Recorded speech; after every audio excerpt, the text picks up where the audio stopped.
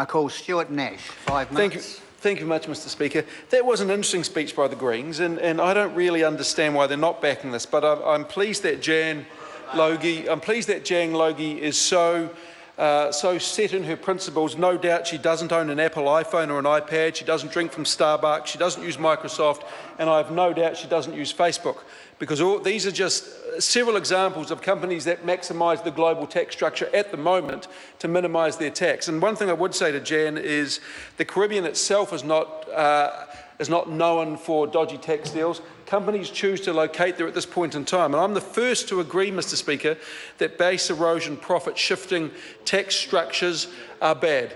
I'm the first to agree, Mr Speaker, that we need to do some work around this, and I know the government itself is doing a lot of work with the OECD to put laws in place or to limit the opportunity for companies to engage in tax activity which is not in the best interest of the country, put it that way. But we can't be too high and mighty about this. I mean, the super fund is a major investor, well, no, not a major investor, has a substantial investment in Apple. Now, what I would hope, Mr Speaker, well, no, it's not a hope, I know that the guardians of the super fund are some of the smartest men and women in this country. And what they look at when they look at an investment is the return it is providing, the risk it gives, and all these other variables.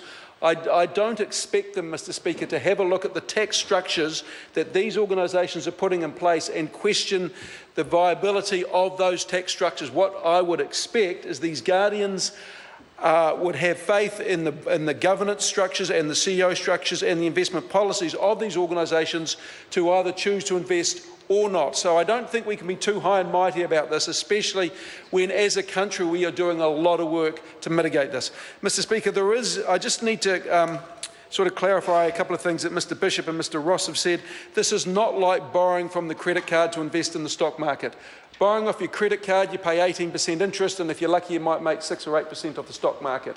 Borrowing at a rate that the government gives you about 4.5%, and you get a return on average of about 10%. It's not a good analogy, Mr Speaker, and it's slightly disingenuous. And perhaps it just shows that maybe they should have put a couple of the economic speakers up on this bill because they might know what they're talking about. But, Mr Speaker, Labor does support this bill because the main reason is that investment basically is about managing risk. And generally, the higher the risk, the greater return. That's sort of Economics Finance 101. But there are innovative ways to manage the risk while maximising returns. And this is one of these. The fund investment vehicles, or FIVs as they're called, is about managing the risk. And it's allowing the guardians to be innovative in the way that they take our taxpayer money and invest it in an ability with a mandate to protect our future, to protect the government's fiscal position. We all know there's $29 billion in this. It should be a lot more, but that's just the way it is. So anything that allows greater returns, minimises risk, and potentially lowers operational costs for the New Zealand Super Fund, we should actually support. Because that is in the best interest of all New Zealanders. And I wasn't on the Select Committee when this went through it, Mr Speaker. I was taking a sabbatical from Parliament. but I've had a look through the papers, and I don't think I would have done, well, no, I know for a fact, I would have done nothing different or wouldn't have put forward any other arguments aside from the ones that that the Labor team did and the Select Committee accepted. One thing I would say is there's a fantastic book. It's called Against the Gods, The Remarkable Story of Risk. It's by a chap called Peter Bernstein. I would recommend the opposition to read it, and it is about how we manage risk.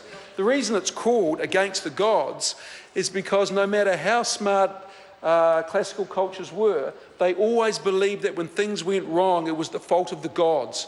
And it wasn't until the last couple of 100 years that the modern economy has developed tools to manage these risks. And we don't blame the gods when things go wrong. There are other things we can blame, but we have the tools now to, as mentioned, to minimise that risk and maximise returns. In fact, Peter Bernstein actually believes that this is the foundation of the modern economy. So I 100% agree that we should allow our super funds to take advantage of any tools that allows them to minimise that risk and maximise that return for all New Zealanders. Thank you very much. I call Andrew Bailey. Thank you.